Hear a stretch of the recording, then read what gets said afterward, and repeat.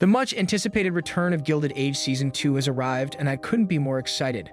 The glamour, extravagance, passion, and drama I've been longing for this fall season are all here, and Gilded Age delivers on every front.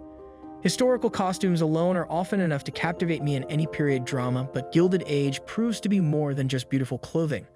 The first season of the show took us on a captivating journey through 19th century New York, introducing us to high society, social and racial class differences.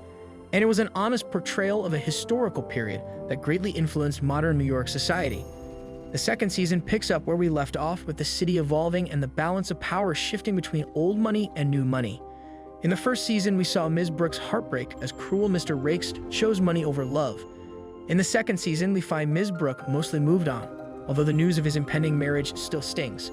She starts giving watercolor lessons at an esteemed school for elite girls, which in that era isn't socially acceptable for high society women. Predictably, this news sparks a major scandal, especially for Aunt Agnes.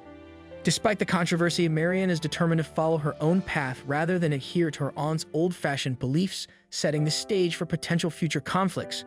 Mrs. Russell, on the other hand, has worked her way into high society thanks to her alliance with Mrs. Astor. She hosted a grand ball in her home, attended by not only Mrs. Astor but also Aunt Agnes and Ada, a significant achievement in New York's elite circles. However, old money still hesitates to accept her as an equal, maintaining their reservations despite her partial acceptance. Mrs. Russell's ambitions know no bounds. She organized a massive opera performance in her home, supporting the controversial new Metropolitan Opera House. She made it clear that if the Academy and old money continue to reject her, she's prepared to create her own new money high society with new opera houses and more. Her ambition is truly impressive, but her actions are not without risk.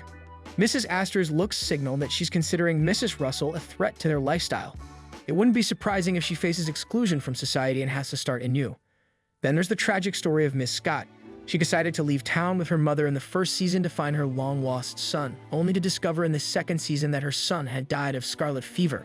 This revelation was heart-wrenching to watch, and it understandably strained her relationship with her father, who could have prevented this tragedy. What's most striking is the stark contrast between the challenges faced by our main white characters, like Marian and Mrs. Russell, and those faced by Ms. Scott. The white elite bickers over who gets access to the opera salon, which is objectively one of the most absurd first-world problems.